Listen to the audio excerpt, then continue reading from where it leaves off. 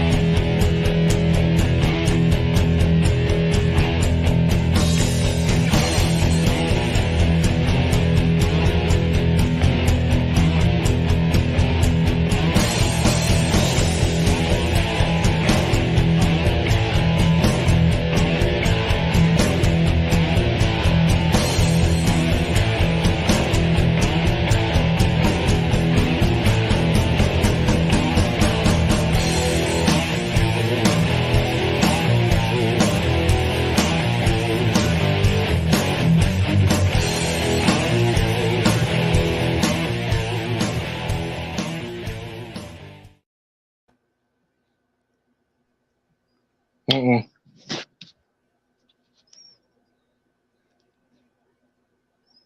Uh-oh. Father. Yes, it's something closed on my side here. Hold on. At least I didn't lose audio. Yeah. Oh, and I lost you all completely.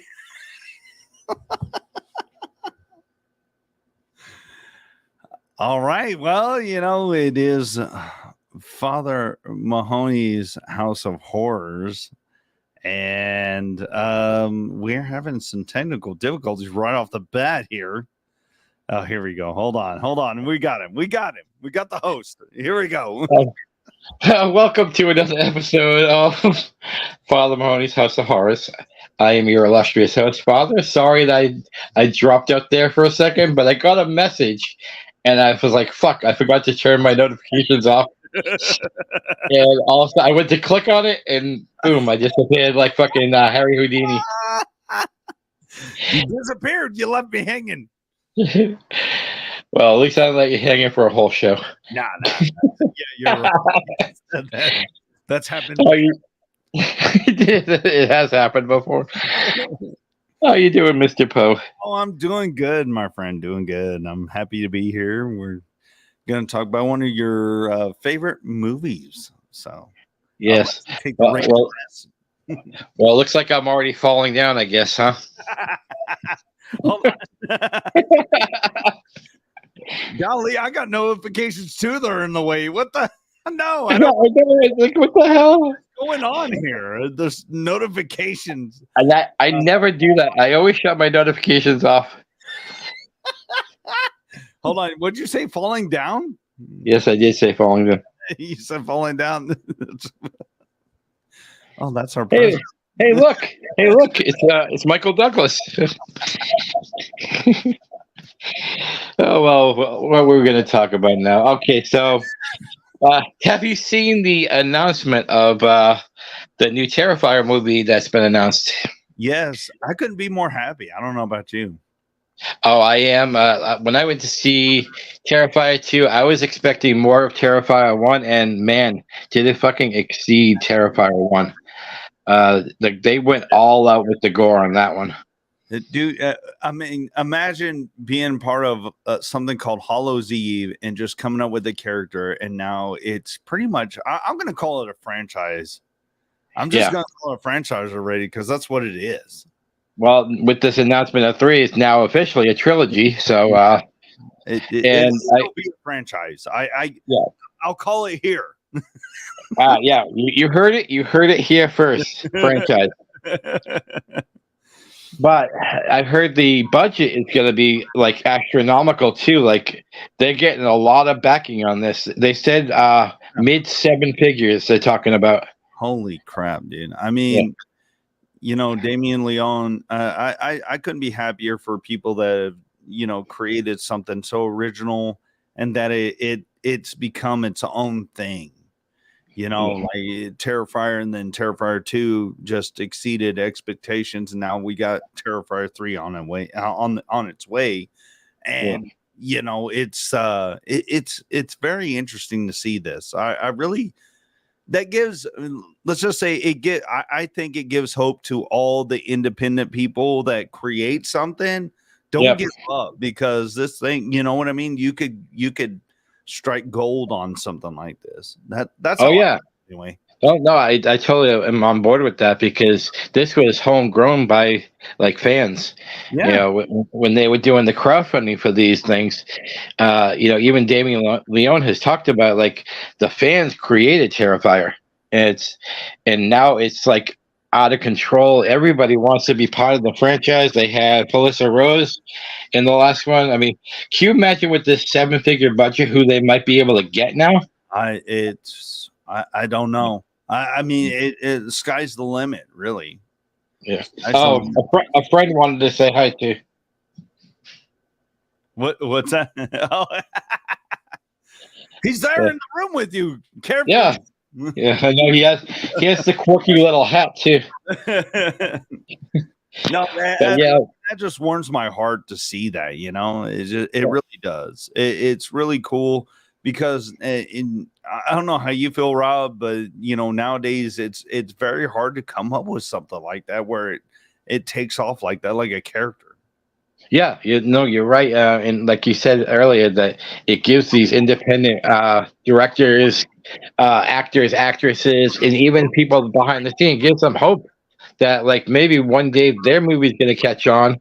Yeah. And instead of just being seen by people on YouTube or maybe a streaming service, you might actually be able to see my movie at a theater someday.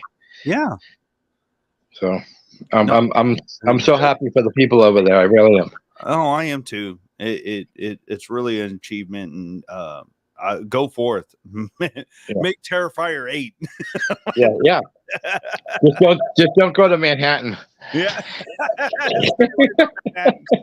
Don't do that. Terrifier takes Manhattan. Even though David Howard Thornton lives in New York, don't go to Manhattan. Yeah, stay away. We already had Scream go to Manhattan now too. So yeah, you know what? I didn't see that, Rob. I didn't see that one. I'm going to tell you though, Scream 6 surprised me. I liked 1, 2, obviously. 3 was shit. 4 was kind of a comeback, but it still wasn't great. 5 was better. 6 is my second favorite now. Really? Yes, it's that good, because they don't follow the same pattern as any of the other ones. It's kind of like its own. What's the word I want to say? Its own story, because they kind of just take the character, but they run with it, and they give it like a whole new dimension. And I think the city aspect, just like Evil Dead Rise, I think the city aspect actually brought it to a new level.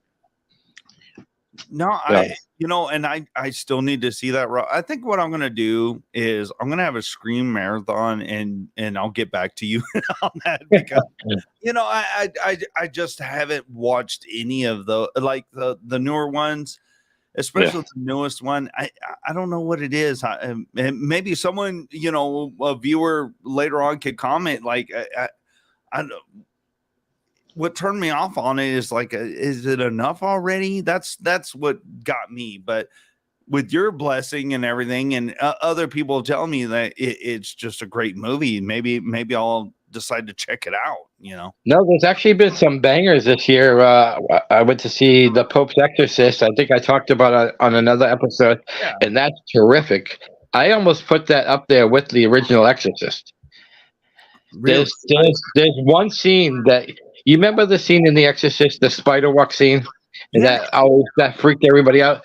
There's a scene I won't even say anything about it, but there's a scene in The Pope's Exorcist that blows it away. Wow, I gotta see this movie. Yeah. Well, and me and you talked offline and everything about the stuff that you've seen, and you like highly recommended this movie, so I definitely gotta check it out, dude. because Yeah. you're the father of horror. It's I I am. to you. And just to say one thing about something someone else said, it was Stephen Jeffries that played Evil Ed. Just saying. Because I said so, and I am the father of horror. So Yeah. Because Father Mahoney said so. yeah, take my blessing and run, or I will condemn you. I will condemn you to hell. The Father of Christ compels you. Oh shit. So yeah, we were going to talk about a couple of different things today. Obviously, the main topic is going to be Mr. Freddy Krueger, or Fred Krueger. It was in the beginning, Fred Krueger. But yeah, I was going to bring up another thing that both me and you remember a little bit is the Owen Hart situation. Do you have that video on hand? Yes, it's when JR and Jerry the King Lawler are sitting there. It's like right after it happened. So I'll pull it up right now. Hold up. Okay. In Kansas City, tragedy befell the World Wrestling Federation and all of us. Owen Hart was set to make an entrance from the ceiling, and he fell from the ceiling. And I have the unfortunate responsibility to let everyone know that Owen Hart has died. Owen Hart has tragically died from that accident here tonight. Now, I'm going to say something real quick. Okay. When you know they're announcing it, and Owen Hart has died and everything, but how is it trashy to go ahead and just like on with the show, like you know what I mean? I don't know. What do you think? At first, the story I heard originally was that they had a blessing from one of Owen's family members that it was all right to go on with the show because that's what Owen would have wanted. Like the old saying goes, oh, you have to go on with the show. But as I get older, and I was thinking about those people who were sitting in the arena that had to watch Owen, and I always hear stories about Owen how he was one of the most sincere men. He was a great family man. He was a jokester. Everybody loved him in the locker room. And if this tells you anything about a man, the last words supposedly Owen was saying as he was falling was yelling to the ref below, "Move, I might hit you." Yeah. He was more worried about hurting the guy below than his own death because he knew he was dying. He had to know. And he was more worried about, I think the ref's name was Jimmy Corderas. And Jimmy Corderas was saying that tells you what kind of man Owen was. He was more worried about me than him dying. Yeah. No, most definitely. It does speak volumes. It really does. And when you sent me that clip, it just brought me back to when me and my best friend, you had him on earlier shows, William Von Grimm. I would always go to his house for all these events, and it was surreal. It really was. Like we thought it was part of the thing. We didn't think it was something that was real. We didn't know what we were saying, really. Yeah.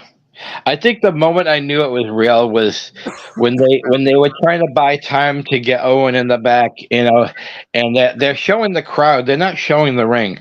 Then they're staying far away from the ring, and they went to a video clip of Jeff Jarrett prepping for his match later, and Jeff Jarrett was literally crying on his interview. And that's when I'm like, maybe this ain't part of the show because that wasn't Jeff's character. Jeff's character he was like a straightforward, in your face kind of a wrestler, and the last words he uttered was, "We're praying for you, buddy. I love you." And I was sitting there going like, "Wow!" Like if that doesn't tell you something tragic just happened, nothing will. Exactly.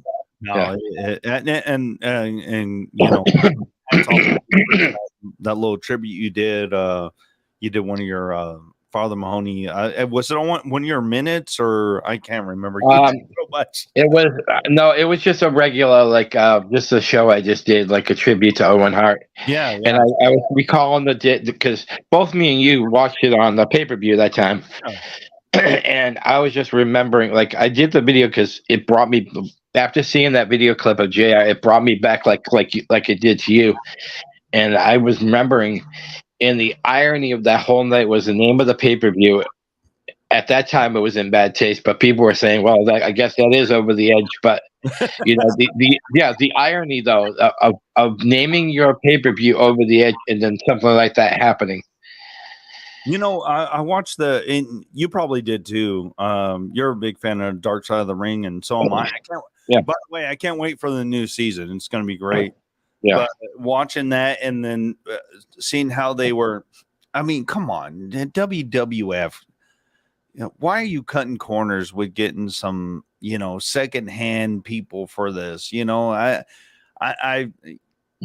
seen this too many times, with the Alec Baldwin thing where they did this whole thing and they used like a secondhand type deal. And, you need to get the best of the best for something like this. And it seems like they just got the run of the mill type people to do this. Yeah. If they would have avoided that, we probably have Owen Hart still, but yeah. And I think it's his wife, Martha. Martha was saying how she's had a total investigation of the equipment that was used, and I forget what it's called, but I think it's called a harness that was around Owen. They said there's a particular part that if you press down too hard, it actually releases it. So my thinking is they probably didn't tell that to Owen. Yeah, and he probably went to grab onto something, and I think that was probably what did it to him. Is the fact that he probably wasn't properly trained in this. They probably just said, "Oh, just we'll lay you down, pretend like you're flying, blah blah blah." And he probably, dude, at that height, I would have been fucking scared. I would have grabbed onto something too. Sure. Yeah. I couldn't have done what he did, but growing up, he was always he was kind of a heel, so I didn't really care for him, but to hear a story, and anybody listening to this, I suggest you go watch the Dark Side of the Ring and the story about him, because it really does show the guy he was very awesome, and he cared about people, and he cared, he played the part that was dealt to him, and it breaks my heart to know that he could have been something else. You know what I mean? Yeah. Instead of heel and everybody hate him. Yeah, everybody's calling the big thing at that time was a nugget. He was because his nose was shaped like a nugget, and I will say that WWE tried to make it up by having the tribute show the next day, and God, that was so hard to watch. It was. Yeah, everybody was. It was like everybody was out of character for one day. And they had tributes to Owen. And what I felt bad because Brett had already departed the WWE at that time, but WCW did let him have the stage one day, and it was in Kansas City where it happened, and they let him do like his own tribute on WCW. So I thought that was kind of classy of WCW to say, okay, fine, we're going to put our rivalry aside for a second because it's the right thing to do. No, it absolutely was. So yeah, but I know we're starting to solve kind of somber and everything. But just stick with us. We'll stop being funny later. But yeah, God bless him, man. God bless Owen Hart and everything he did for wrestling, dude. I mean, that's all I can say. Yeah, I think I'm going to do this little segment like every show where I talk about a Dark Side of the Ring, and I already have the next one picked out, the story of the Von Erichs. Oh hell yeah, dude! Yeah, that's your territory, my friend. I know. Texas. Yeah, I know. Yeah, that's a tragic tale, but we'll move forward. Yeah, well, you'll have to start crying on the next episode, people, for that one. But so I had mentioned our main topic today is A Nightmare on Elm Street. We can start talking a little bit about that. And so what was your impressions of the first time you saw A Nightmare on Elm Street?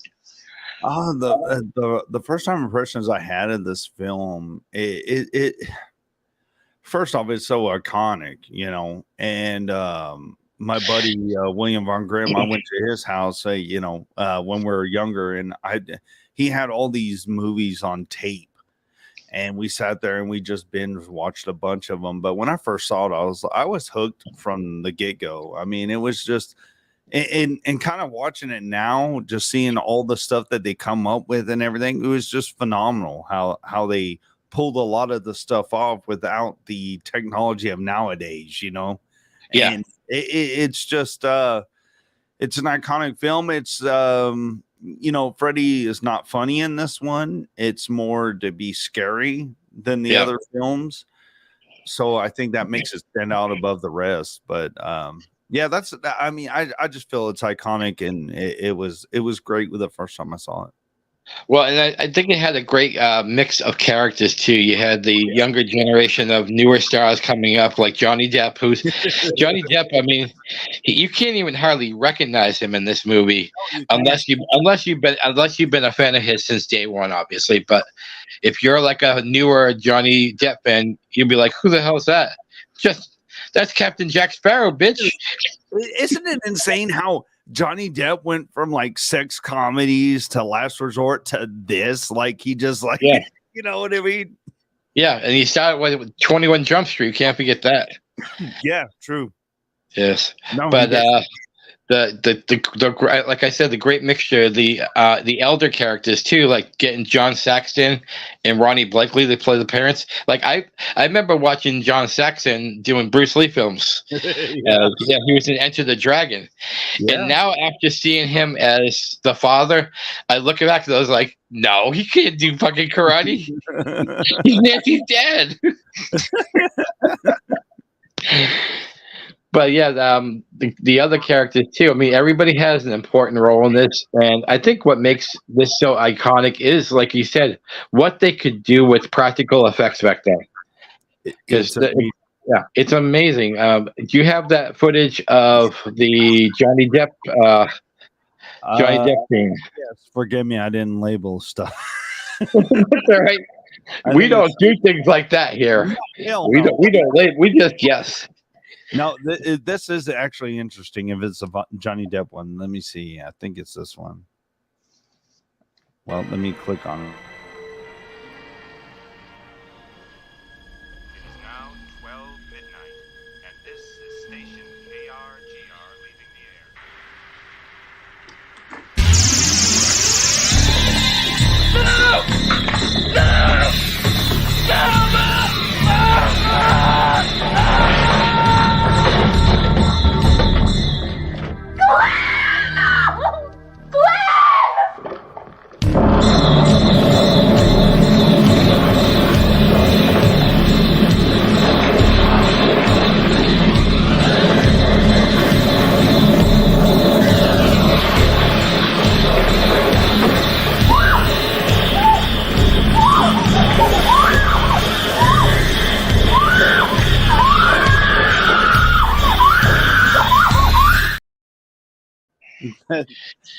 What makes that scene so sellable, though, is right before all that happened, the mother came in and Johnny was like half asleep watching Miss Nude America.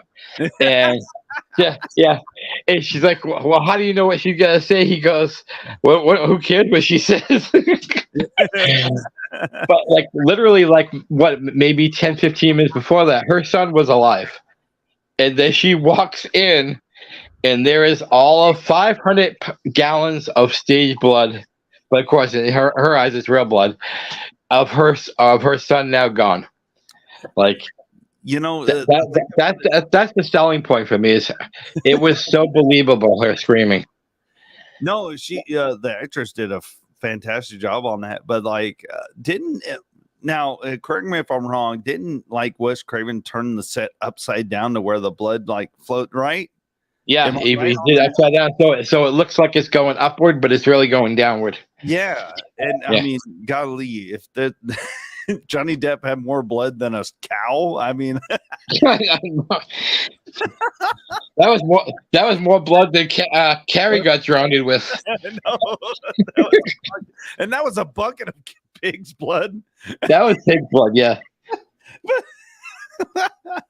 I mean, the scene is badass. Let's not like, tone it down or nothing. I mean, it is badass for what it is, but like, it's just like the realistic aspect of it. It's like, there's no way he's that much of a bag of blood. Yeah, exactly. And like I said, I think they said it was 500 gallons of stage blood used for that scene alone. Jesus Christ. I mean, that's insane. But you know, the mom scene and everything is like, how does she explain that? Yeah, I know. Exactly. Yeah. I walked into my son's room and his blood was going upwards. It was all this blood everywhere. Somewhere there's some psychiatrist saying, yeah, well, let me meet you like next week for a session. Your son's blood was going upwards. Okay. But you know what? I don't know about you, but anytime I think about that movie, that scene, that's like the first scene that pops in my head. It really is.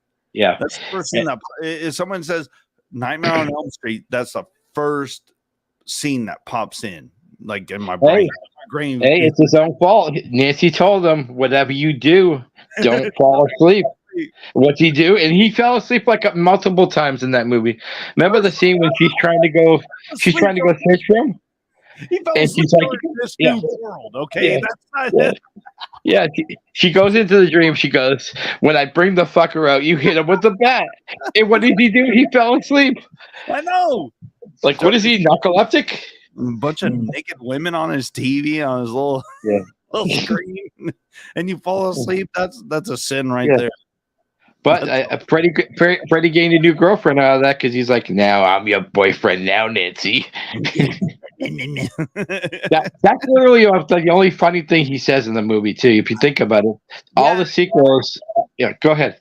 No, you're right. No, as I said before, there's not really many funny scenes, but I forgot about that scene.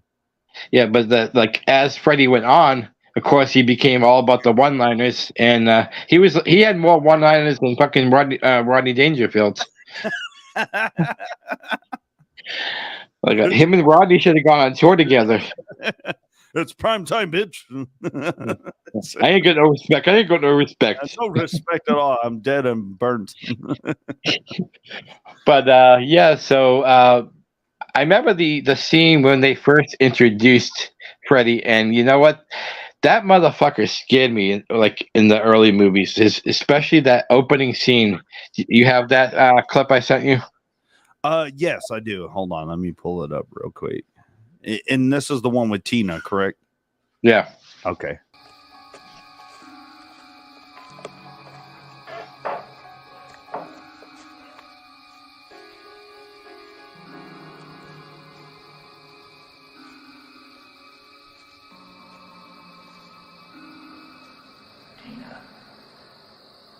Who the hell is that?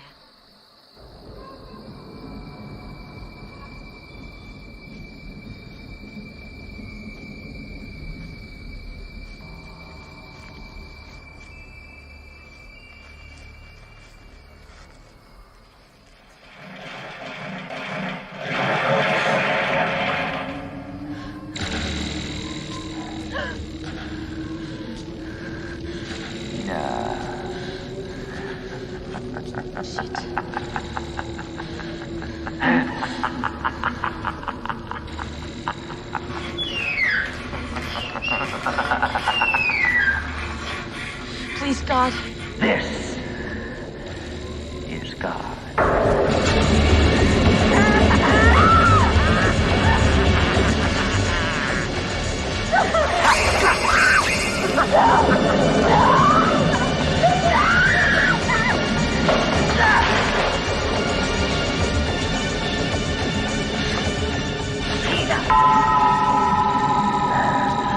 Watch this.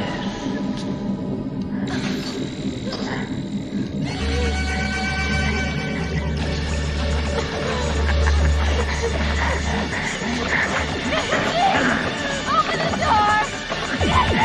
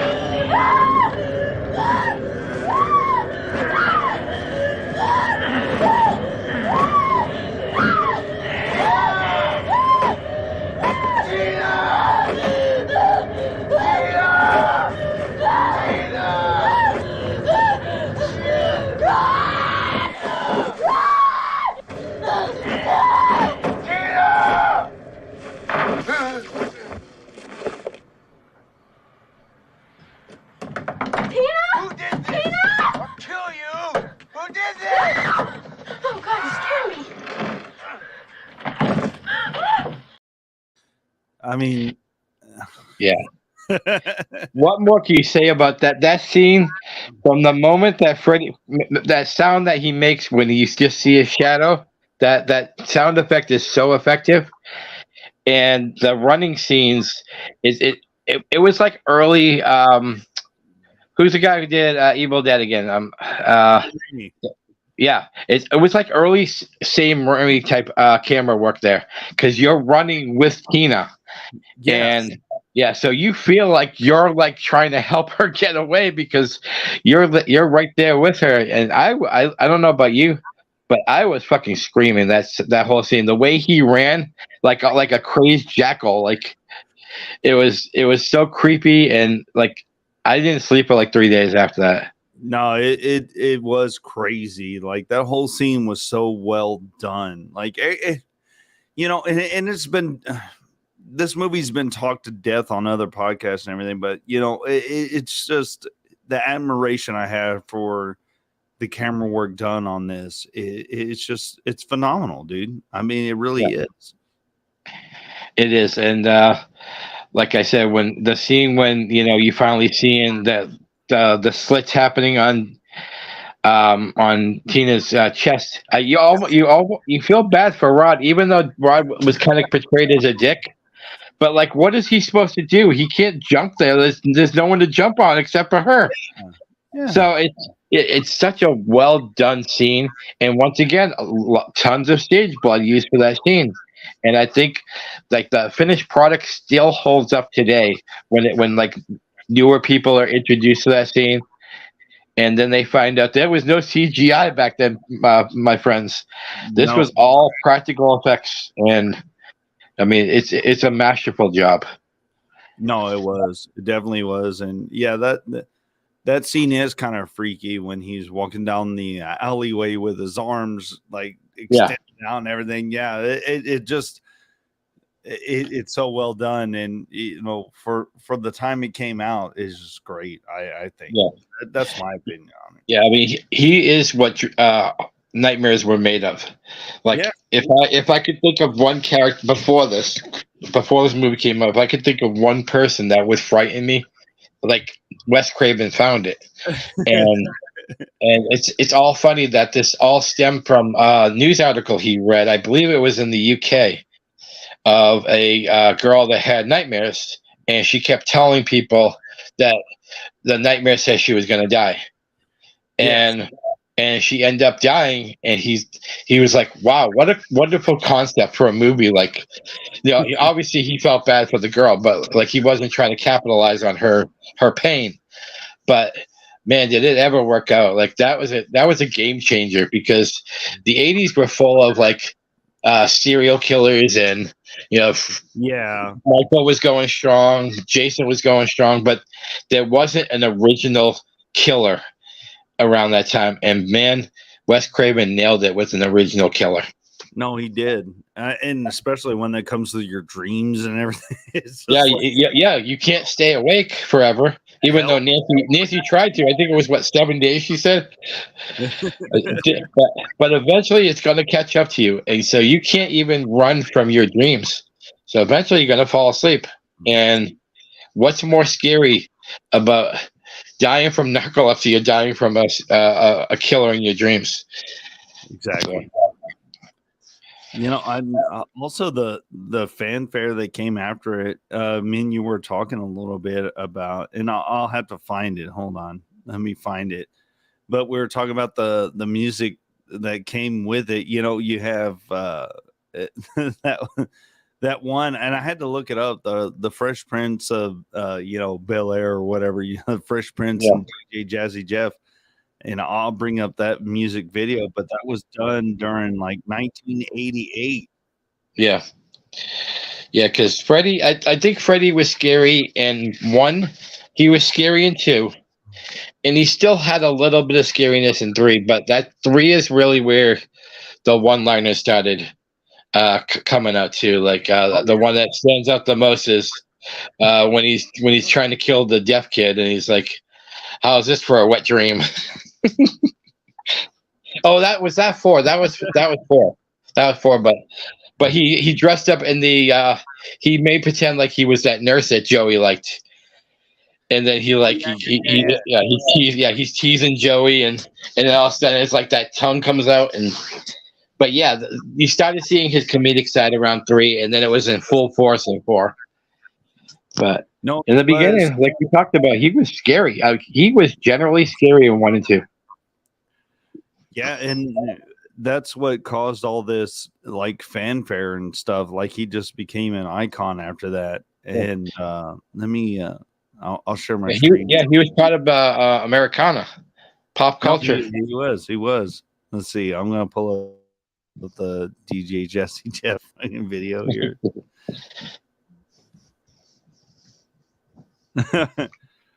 New. Now if I start dancing, don't laugh. No, I won't. I love this song. Like I play this during every October, dude.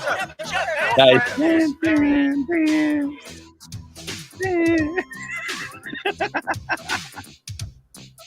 Nice hook. Oh hell yeah, dude.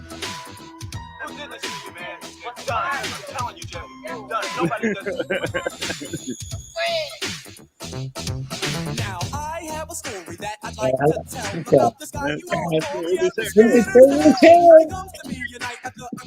He's turned up like a weenie and and even if it's hot outside, he wears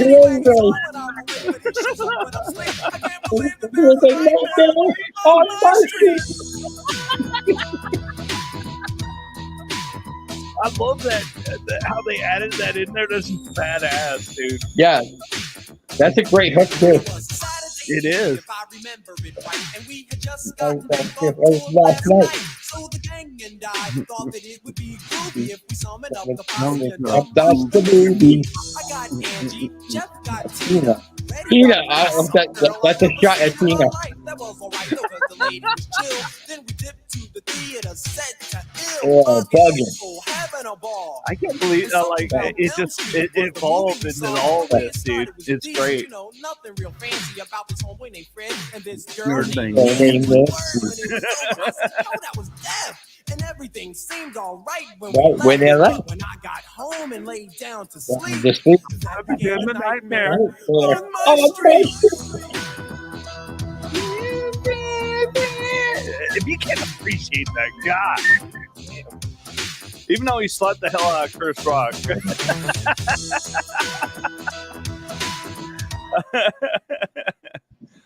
Oh my god! Yeah, they need to bring Will Smith into the next movie.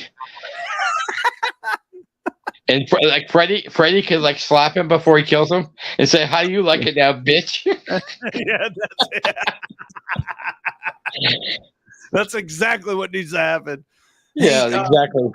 I should make a fan film now. Yeah, exactly, dude. Do it. Nightmare on Elm Street. What were you saying? You said the Fat Boys had a song too? Yeah, it's called.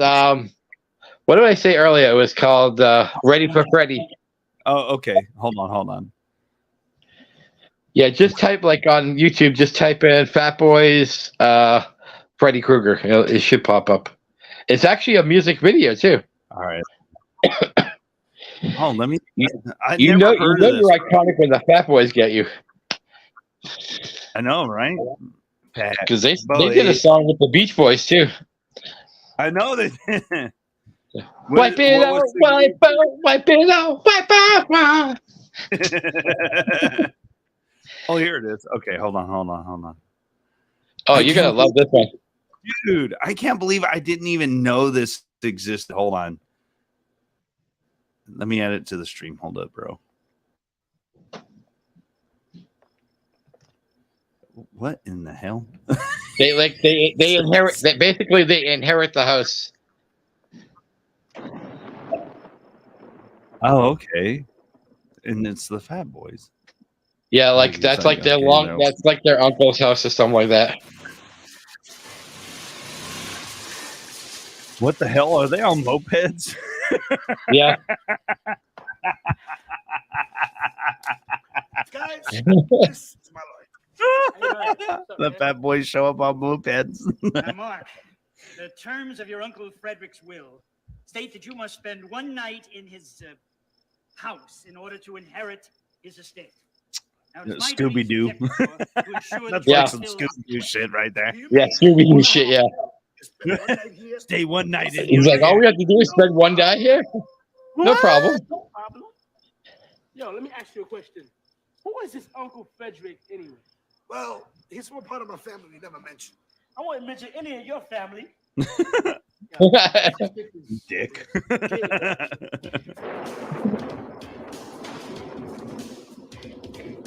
This is the best song ever. Dude, I can't believe I never knew that song existed.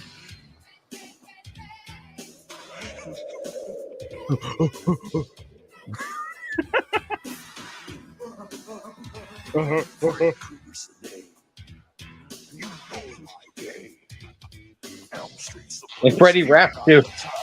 Listen to this. Yo, bust the ride. Fred Krueger, the myth, or Fred Krueger, the man. It doesn't matter because I'm still rapping about him, understand? So sit back, check, I'm going to bump Oh. grab a hold of your face, it's Krueger time. It's time for Freddy.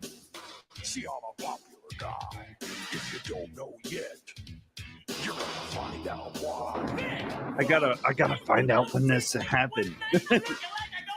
I think it was after 5. I think it was around Freddie's Dead area. Really? Yeah. Because Nightmare on Elm Street, Nightmare on My Street, sorry, didn't come out until part 4. I think this was closer to Freddie's Dead.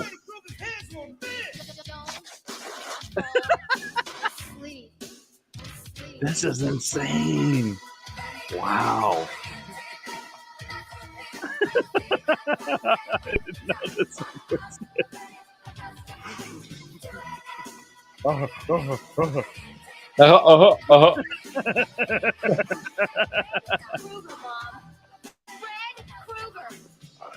This is crazy, dude.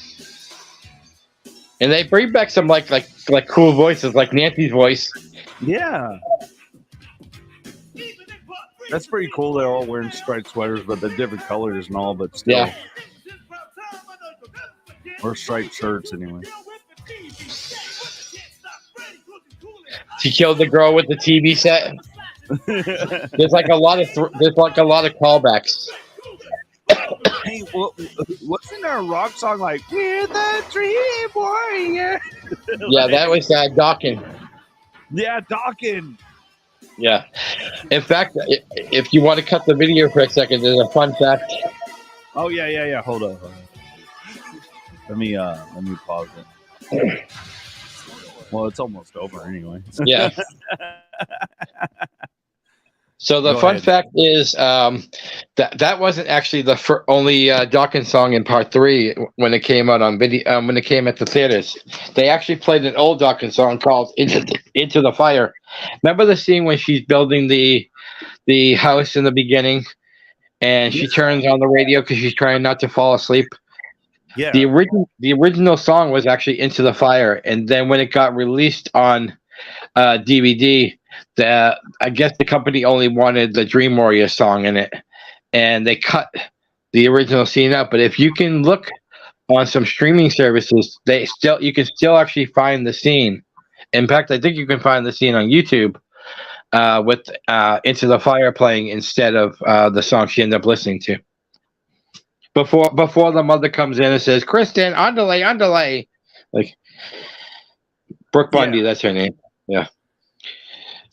But yeah, See, so I'm gonna bring I up thought it was more effective with "Into the Fire" because like Freddie deals with like the fire, and I think a fire is like more scary than what the song they end up using. I can't remember the name of the song that they end up using, but that's a fun fact.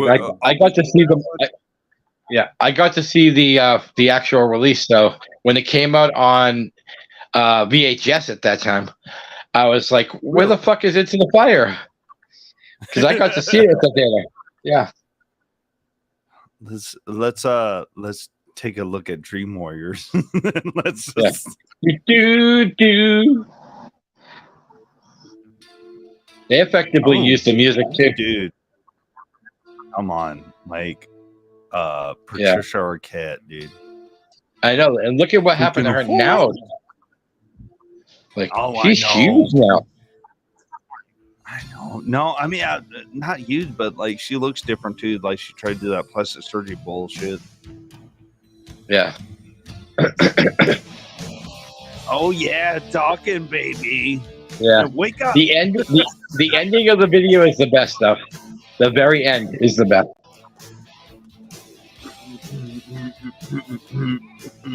Pay attention to the guitar that he uses. It's a Skull and Bones.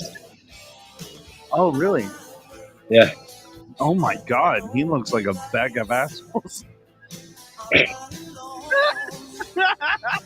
I want this candy. You didn't have to be. I've actually sung this for karaoke. You didn't have to be attractive kids back in the day. Like you just have ass, Dan.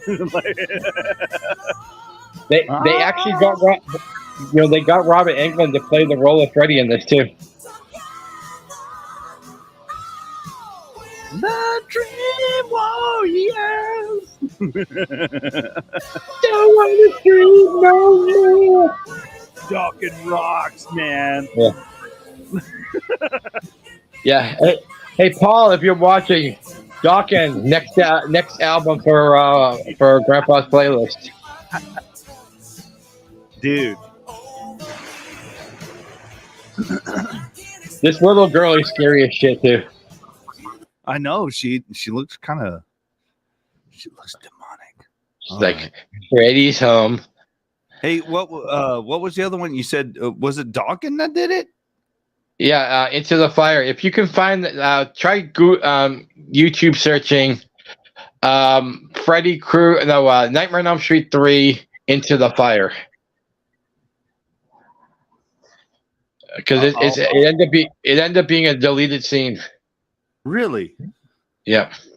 That's pretty interesting, dude. I mean, I'm learning stuff on this episode. Yeah, well, the thing is, I think it was Dawkins' record company that was like, "Hey, we only wanted like one song used," but Don Dawkins was like, "Well, we kind of wanted both songs." Like, and I think he got overruled by the record company. I think that's why they ended up taking it out. Here it is. Oh shit! Here it is. Did you find it? Hold on. I'm getting there. It's more effective. Like, you've seen the cut that they have on DVD. Now tell me if this is not more effective. If you have it. I have a video, but it doesn't look like it belongs. Like it's weird. Okay. I'm still gonna share it. I mean, shit. Okay. Let's see. Let's yeah. Share we're a sharing podcast. We share. Oh shit. No, that's actually the music video. That's the actual music video. Yeah. Oh, okay. I want to hear this song is badass. Yeah, this song is badass.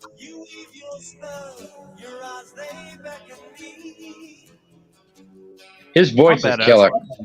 I know, dude. Oh, he looks better there. He looked horrible at the other video.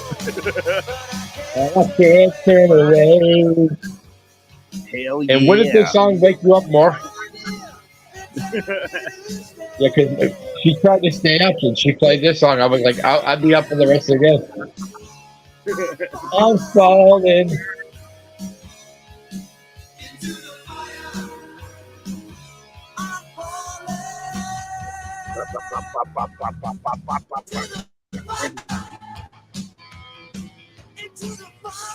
Oh yeah. Hell yeah. I'm in an El Camino, driving down a dirt road, listening to this shit right now. Yeah. Yeah, you're like, this is going on my playlist, goddammit. You're old. You're old. You're old. Can you imagine Beavis and Butthead reviewing A Nightmare on Elm Street? Yeah. Kill him with the blades. Yeah. Would you like shut the fuck up, Butthead? Shut up, you Beavis. You That's wish you had COVID. that's your dad, Beavis. That's your dad. Oh my god, dude! I love Oh, the music, dude. Yes, me too, man. Go like getting off subject a little bit. When you guys did that country and western, new country and western, how it sucks. Oh yeah, I so enjoyed that fucking show. I never had more fun listening to a show because it was like you would play some bad stuff and then you would play some good stuff. Who was the artist that you guys were bashing on the most? Oh my god. I don't know, like Florida Georgia Line or something. It was well him and Cowboy Troy too. Oh yeah, Cowboy Troy. Yeah, played chicken with the train. Yeah, I remember that. But you know what? Yeah. Like the 80s videos, you can make fun of them, but still they were creative, man. Like just this right now, you know, they're on the top of a roof somewhere and helicopters flying around with a spotlight and shit. Yeah, exactly. Like even Will Smith was kind of cool back then before he became the slapper. Yeah. The slapper. It's kind of like the clapper, except you slap people. I know it seems like a good horror movie. The Slapper coming. Starring the Fresh Prince. Co-starring Chris Rock. Did you see Chris Rock finally actually started talking about it at his shows recently? Yeah, I watched the Netflix stand-up thing, and he kind of mentions it, and then Will Smith had the gall to say he was upset about it. It's like, shut the hell up, you slapped him, dude. Like, just take your hits. Like, it was verbal hits, it wasn't physical hits. Yeah. Well, oh, sorry.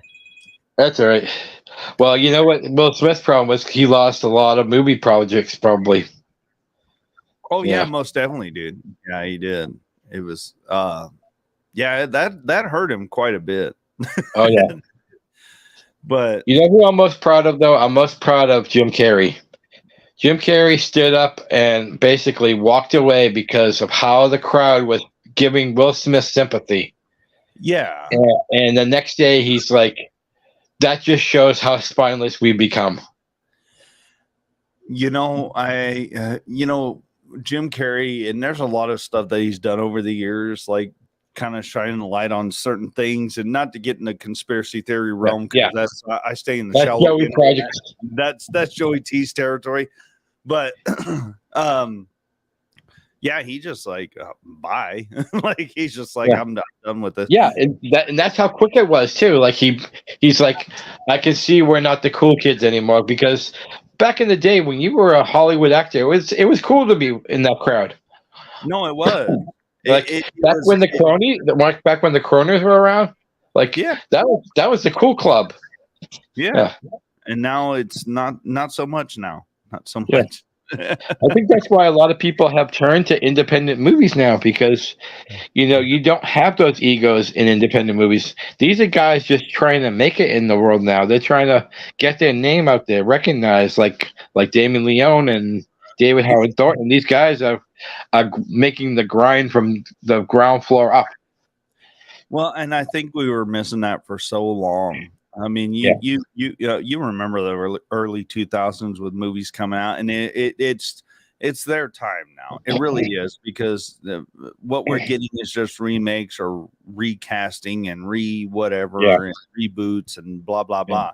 37 Spider-Man movies and and it's like, okay, it's already enough. And I mean, look at the CW. I read the other day that they're like going away from the superhero thing because they're like, it's already played out.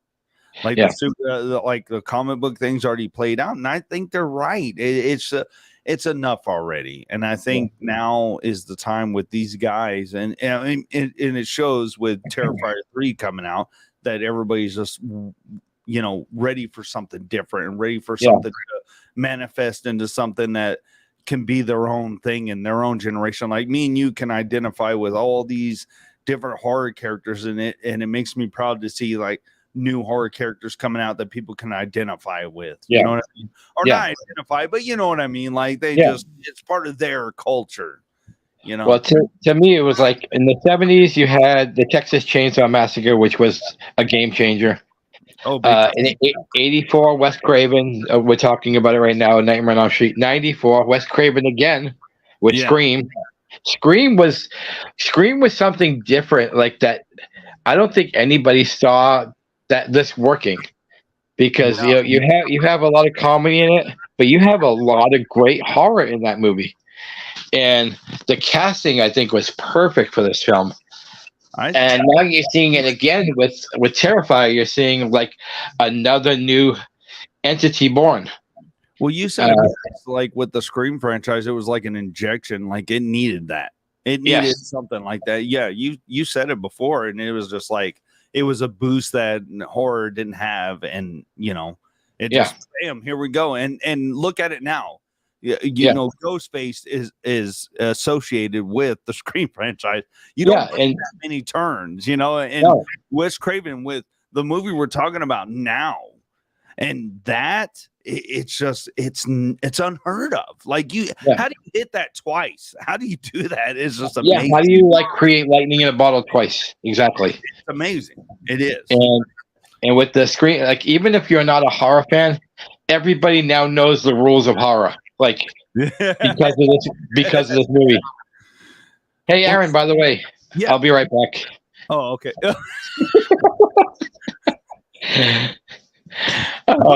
Just kidding. I'm not gonna leave you hanging. But I might be dead after this show. Just say it. Don't leave us. Oh man. The death of Father Mahoney will be the next show. We'll just set up camera up when they lower your casket. Yeah, they'll have all these interviews and like Aaron, they'll be interviewing Aaron. The last time I saw him, we were talking about Nightmare on Elm Street. All of a sudden, he's dead now. Oh well. Yeah. On with the network. I'm gonna do a Jim Ross. Yeah. Oh, it's my unfortunate thing to. Yeah, on with the show, like Vince McMahon would say. Here lies Father Mahoney. Just drop all your PBRs right here. Should I do it all stroke face? Like, it's my unfortunate duties to tell you that Rob is done. But we're going to go ahead and go on with Dog Nut Media. Well, we can get Cripple Cody to do the eulogy. There you go. From one cripple to another. He's like, close the casket, it stinks. Yeah. I can actually see Cody saying that. He goes, you can't do that. Goes, you need to down. You need to close the second casket. I don't want to see his dead body anymore. Can you shut it? It stinks around here. Oh my god, dude. Hilarious. So I was going to bring up also, I checked, I'm going to do my Travis Christian impersonation. There was a budget of $1.1 million for A Nightmare on Elm Street. Okay. And it actually grossed $59 million. No shit. Yeah, on a $1 million budget. That is insane, dude. Yeah, that's insane. That's awesome. I mean, and what about the money it's accrued over the years too? With merchandise and everything. You know what I mean? Yeah. Like how much is that whole thing worth now? Yeah, like you showed me your shirt earlier. Can we see the shirt? Right here. I mean, I bought the shirt, and then the Boston Scally had their special edition hat they come out with. I had to get it. Yeah, I have like 5 Boston Scallies. But of course I live in Boston, so it's a lot easier for me. Yeah, it is. I told my wife, I was like, I need that hat. I don't know why, I just need it. So I'm glad I have it. Anytime I talk about Freddy Krueger, I wear it. So and then I was going to do my Tyree Lee impression because I have a trivia question. But yes. Unfortunately, we don't have anybody in the audience that sees. But anyone who watches this later can try to answer, and I'll believe you if you say you got it before I tell you. Okay. So, who was originally slated to play Freddy Krueger? Oh. Do do do do do do do. Do do do do do do do do do do. Okay, fast forward. So I'm gonna give you guys 5 more seconds to guess. So I'll just say it one more time. Who was originally supposed to play Freddy Krueger before Robert Englund? There you go. And the answer is David Warner. Now, you might not recognize the name very often, but he did do a lot of television. He was in 3 different Star Treks. He was in Star Trek The Next Generation. He played in the episode Chain of Command. He was a Kardashian. He was also in Star Trek 5, and he played a Federation officer. And in Part 6, he had his biggest role. In The Undiscovered Country, he played a Klingon named Marduk. So that's your answer. David Warner was originally supposed to play. Now, how much different do you think? Do you think the franchise would have still had any effect without Robert Englund? It's hard to say. I hate questions like that because you just don't know. You just don't know. But it's the same question as if Sylvester Stallone was Terminator instead of Arnold Schwarzenegger. Like, how would that have changed everything? It's like that we just know Robert Englund as Freddy Krueger, and that's how. Wait a minute. Sylvester Stallone wasn't the Terminator. I thought that the Last Boy Scout that he was. Not the Last Boy Scout, the last action hero. Yeah, there you go. Yeah, they went to the action section, and he's like, "No, this is wrong." He goes, "What are you talking about? That was his best part." Yeah, exactly. Yeah, I remember that, dude. I saw that in the movie. But it's funny if people go back and that'd be an interesting episode to do too. Is like, what would have changed if actors were a part of a different? You know what I mean? Like you said, David Warner. Or Sylvester Stallone as Terminator, or you know what I mean. Like it'd be interesting. It really would. Yeah. I think Chuck Norris should be every action hero. That's just my opinion. I'm a Chuck Mark. I know. Chuck Norris is awesome, dude. I saw on Facebook Marketplace the other day was a Chuck Norris action figure, and I remember having it when I was little. People don't realize that he had an action figure. It was It was part of the cartoon. What was it? Chuck Norris and oh my God, I can't remember the name of the cartoon. It wasn't capitalizing on sidekicks, was it? No. It was actually a cartoon in it was the late 80s. And I remember having that action figure. So if anybody's watching this later, they'll be like, oh yeah, I remember that. Yeah, let us know. Let us know the name of it. Yeah, because I can't remember it. I could look it up right now, but I'm too lazy. So I'm lazy right now. So one more thing I want to touch on about Nightmare on Elm Street before we turn it over to something else is that ending. That's been highly debated on because I know that Wes Craven was fighting for a different ending. Yeah. And they end up getting that ending. What are your thoughts on that ending with them driving away? They're all alive again, by the way. Yeah. Because she turned her back on him. And I when I first saw it, I bought it because I was so young. But the more I watch it now, and I kind of wish they left everybody dead and just had her and maybe the mother come back, because they never really explained the mother part. Like, she just disappeared in a bed, and it's like, but yet the father saw it. So, like, wasn't that breaking the rules? If the father wasn't sleeping. I wasn't a big. You know what what I take away from the ending is that Nancy was dreaming the whole time. Like the ending, she was dreaming she wasn't dreaming the whole thing the whole time, but she was dreaming the ending.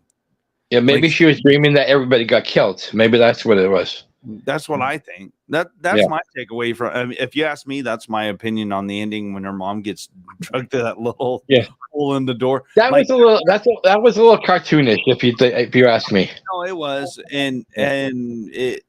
That's what I took away from it. If that's my honest opinion of that, she was dreaming that whole sequence where she's like, "I'm gonna go to school," and then her mom gets drugged through the window, and I think that was a whole dream sequence right there.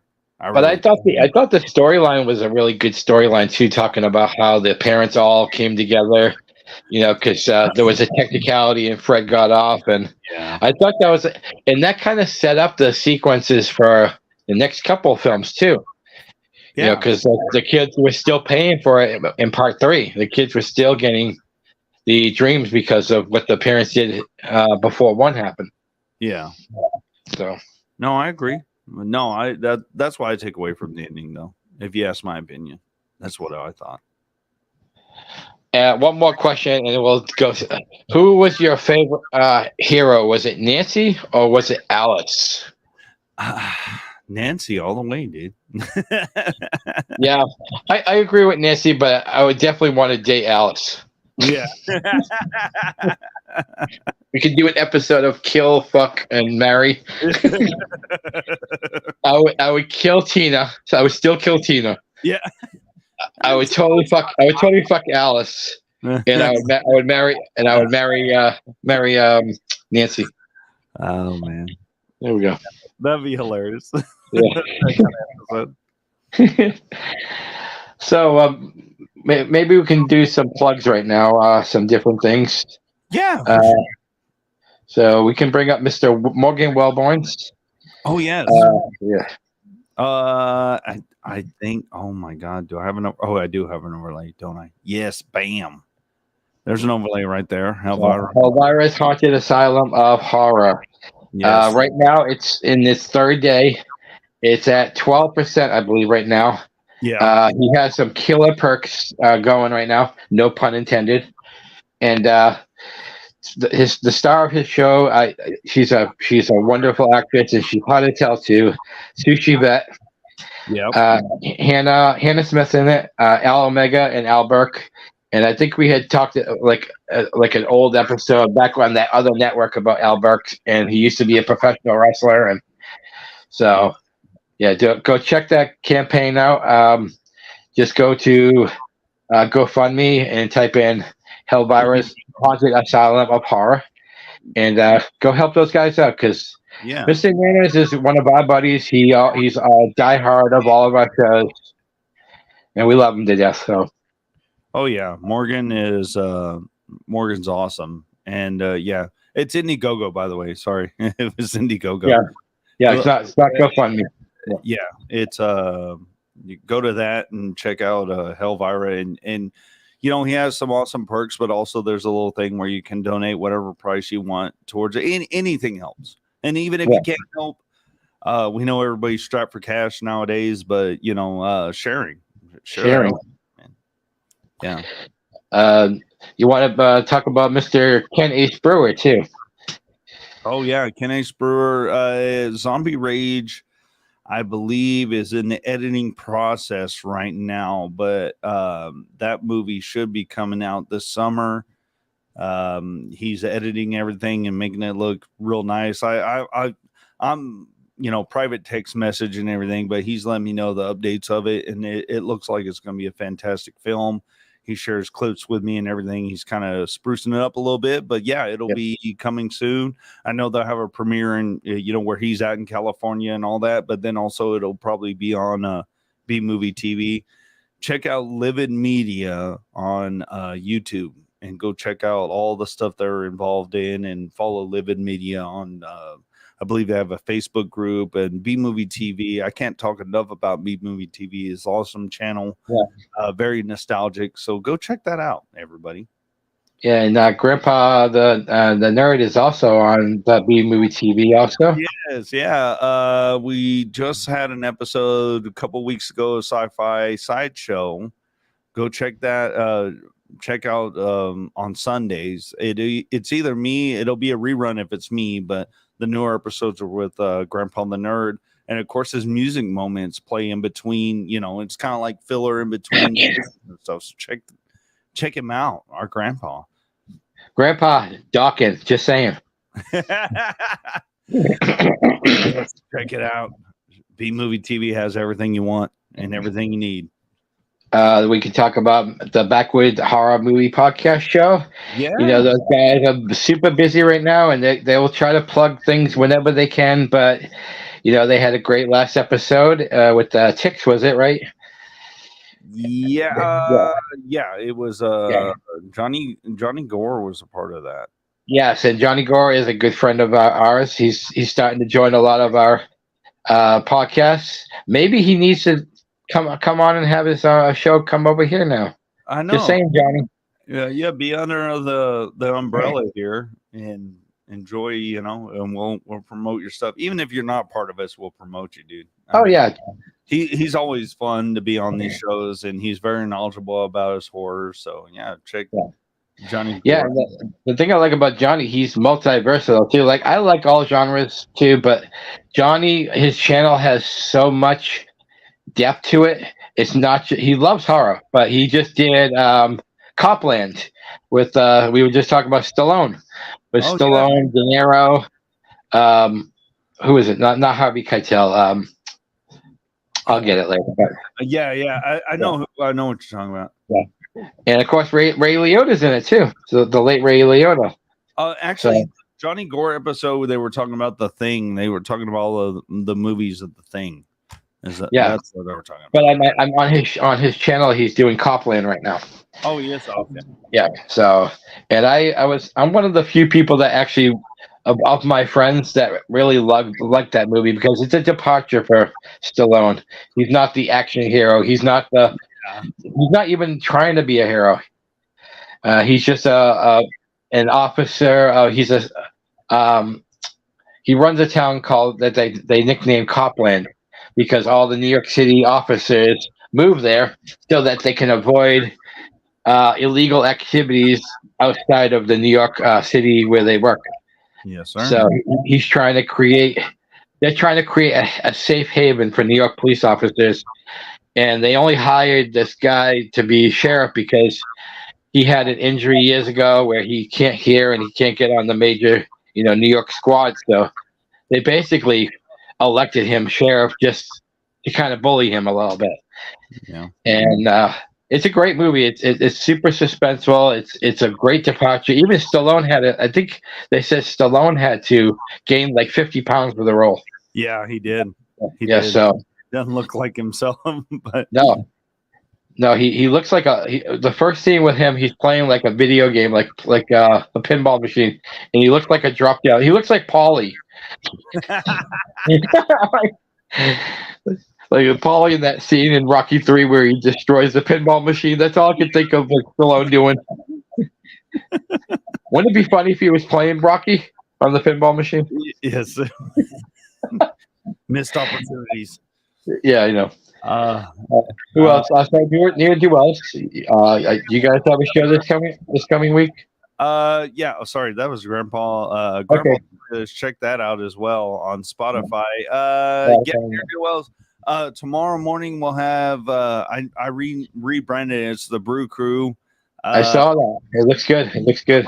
We're going to. It's the same show. We just talk about topics and everything. Just grab a cup of coffee and join us. It's live on our Facebook page, Ne'er Do Wells Tavern, also our YouTube, and also on Rumble. So, check us out. We're we talk about all sorts of stuff. I think Joey T will be a part of us. I'm not sure yet, but it's guaranteed. Me and Grandpa the Nerd will be doing the show. And then Ne'er Do Wells, whenever we can, we try to get together and do another show. Hopefully it'll be soon. Yeah. But check out all the stuff on our little umbrella here, Dognut Media. Yeah. I'm telling you, Tyree needs to have a separate show like once a month about hunting. Dude, he's so damn busy. So busy. No, like it doesn't even have to be like a long show. Just like maybe like hunting tips, like 15, 20 minutes long. The hunting tip of the day. There you go. Yeah, we could do that. Let's also bring up this, buddy. Let's bring up our buddy GoFundMe, Cody's Fund for Disability Expenses. Go to GoFundMe and help our buddy Cripple Cody out. Help Cody out. Yeah, that's what it is. GoFundMe / GoFundMe out. Help me out. And then also, I'll let you take the reins on this, Robbie. Here you go. Okay. So this, guys, is my sister, and she was diagnosed with stage 4 breast cancer, and no one even saw it coming. She was having a lot of pain towards the end of last year, and she's a stubborn type. Unless she's dying, she's not going to the hospital. But it became so unbearable that she finally agreed to go. Got so impatient, she almost left, and we're all glad that she didn't, because if she had left, he would never found out what was wrong with her.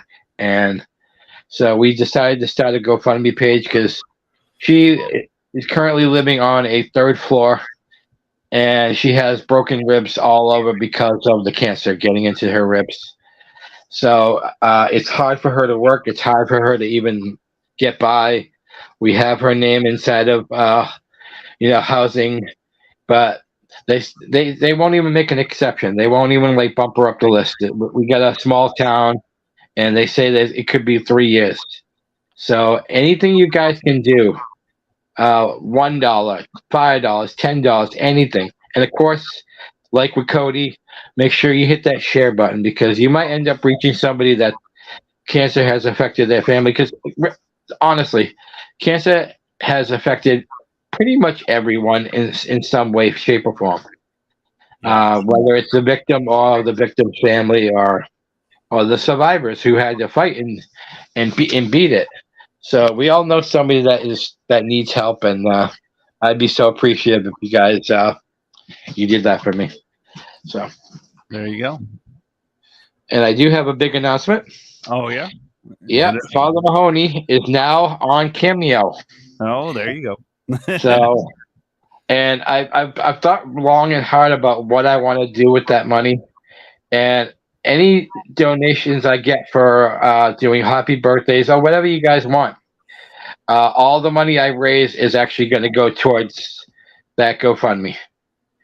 So, if even if you don't want to hear me and whatever, if you want to donate that way, just ask for a silly video or me lip syncing or singing "Happy Birthday" to you or whatever. $9. So, the Cameo says out of the $9, like I'll probably be able to keep 7, and they take 2 for the services.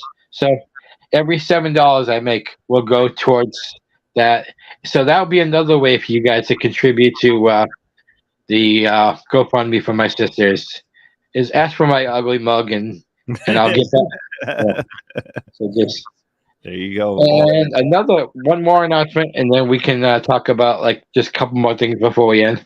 Is one of my movies that I'm a producer on. I just found out yesterday that it is now available on Apple TV. So I am proud to announce that the movie is called Amber Road, and if you guys are fans of Terrifier, you will not be disappointed by blood in this movie. So go check out Amber Road. Just type in Amber Road 2022 release, and that will pop up. Order it on Apple, and I believe it's also on a couple of maybe I think it's on Tubi still. So there you go. So I'm happy to find that out because I've had a couple of movies on Tubi, but I've never had a movie on Apple TV before. So I'm happy about that one. That's cool, man. That's cool. So what else did we do? What else did we not cover? I think we pretty much covered it all. Yeah. I think that's it. Yeah, I was just kind of like brainstorming real quickly, but I think we covered everything. So the next Father Mahoney's House of Horrors will be roughly 2 weeks from today. I will get back to you guys on a date because thanks to my new employer, I get to see what I'm doing for the next 3 weeks. So now these shows will have more consistency than they have in the past. Kind of schedule it out a little bit and kind of get people together and all that stuff. So. And I have a possible guest lined up. I won't spoil that. So, but I will spoil the topic. If you guys are fans of the '74 release of Texas Chainsaw Massacre, the reason we did Nightmare on Elm Street today was because I ran a poll on my Facebook page. Which movie am I doing next? And this movie won 22 votes to 14 votes. So, but I'm such a fan of Texas Chainsaw that I'm like, fuck it, I'm gonna do the second place one too. Yeah. No, that's an awesome film too. But yeah, I'm happy you wanted me a part of this. I know I'm the producer anyway, but Yeah, I love talking about these movies and all the awesome stuff that they brought us, and Yeah, you're not so petty after all. yeah, they're iconic, dude. And like I said before, it's probably been talked to death on other shows, but I like the format you have, Rob. We have different stuff to talk about, and we talk a little bit about the movie and talk about other things. So that's great. And I am going to reach out to a couple of people who have done actual horror movies, and I'm going to see if Mr. Mahoney can use some suave techniques to possibly get someone on this show. So I'm not promising names and I'm not dropping names, but hopefully someday you'll see maybe one of your favorite female or male horror characters up here. There you go. Try to expand. Yeah, no, I agree. No, you can do it. You can definitely do it. There's a lot of people out there, and I think if you reach out, there's a lot of people more than willing to come on to these shows, because this is they don't talk to just somebody; they talk to someone that's a fan. Yeah. So I think that's it for today. Whoever watches this in rerun, thank you so much for watching. You can still comment, by the way, and we will still see your comments. So make sure you comment on the videos, maybe your favorite part or something else that you might know about Nightmare on Elm Street, or something you might know about the Owen Hart situation. Comment below. Yeah. And I will get back to you, and I'm sure Aaron will check out my page and see if any questions were for him, and we'll get back to you. So thank you, everybody. Much love, peace, harmony, and Mr. Poe, if you would cue the barking dog.